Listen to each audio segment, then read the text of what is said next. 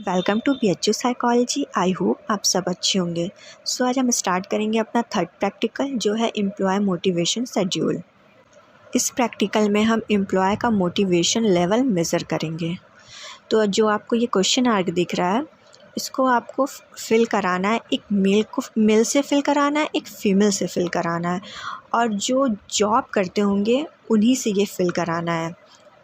एक मेल से फिल कराना है जो कहीं जॉब करते होंगे स्कूल में या किसी कंपनी में, और एक फ़ीमेल से फिल कराना है जो कहीं पे भी कुछ भी जॉब कर रहे होंगे, उनका मोटिवेशन लेवल जानने के लिए।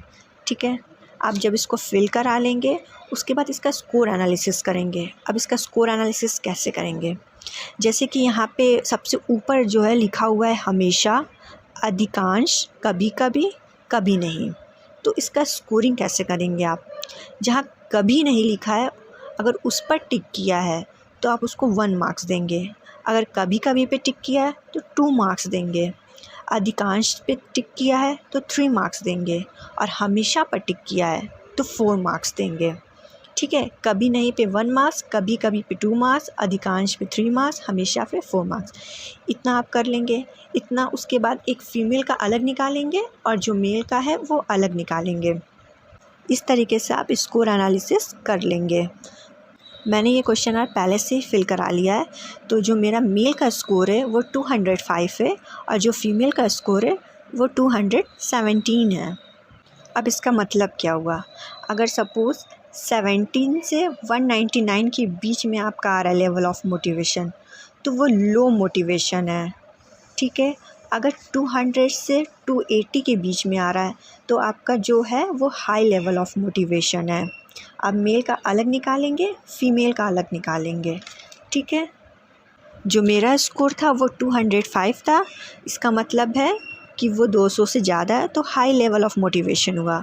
और जो फीमेल का स्कोर है वो मेरा 217 था, तो उसमें भी हाई है, तो उसमें भी हाई एम्प्लॉय मोटिवेशन होगा। ठीक है, आई होप इतना समझ में आ गया होगा आपको कि कैसे स्कोरिंग करना है। अब आते हैं हम अपने प्रैक्टिकल पे कि इसको कैसे लिखेंगे। तो सबसे पहले हम लिखेंगे एम्प्लॉय मोटिवेशन शेड्यूल, हेडिंग देंगे। फिर उसका प्रॉब्लम बताएंगे, प्रॉब्लम साइड हेडिंग होगा। तो प्रॉब्लम क्या है? To measure the level of employ motivation in employ.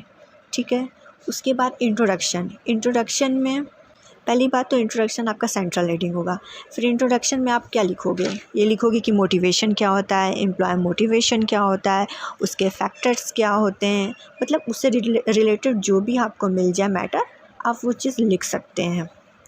फिर हम आ जाते हैं अपने मेथड्स पर। मेथड्स हमारा सेंट्रल हेडिंग होगा, और मेथड्स में हमारा बहुत सारे सब हेडिंग्स होते हैं। तो सब हेडिंग्स में पहला आएगा टेस्टी। टेस्टी हमने क्या लिया है?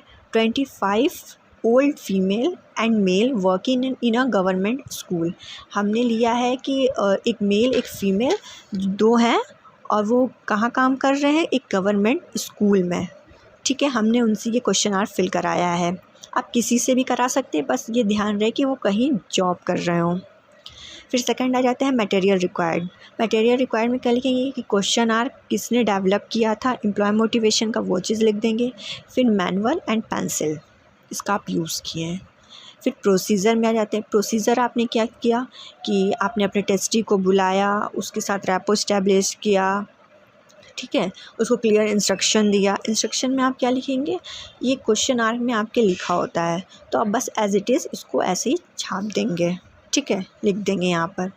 फिर आता है प्रिकॉशन। प्रिकॉशन क्या दिए?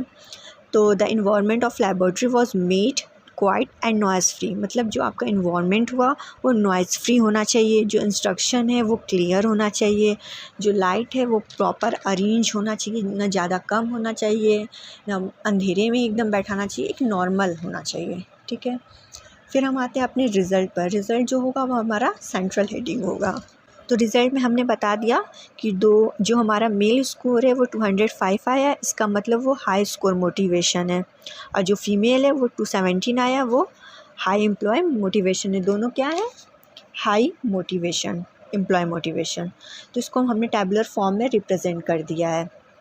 ठीक है, फिर उसके बाद डिस्कशन पे आते हैं। डिस्कशन में बस आप यही बता देंगे, अगर हाई लेवल ऑफ मोटिवेशन है तो जो हमारे टेस्टी हैं वो बहुत हाईली मोटिवेटेड है विद देयर वर्क। मैंने यहाँ पे लिखा भी है कि both were government employees and the perception of being into government job itself bring job security and that may be the reason they are the both are motivated with their work। बस इतना हम discussion में लिख देंगे। फिर last में आते हैं रेफरेंसेस, ये हमारा सेंट्रल हेडिंग होगा।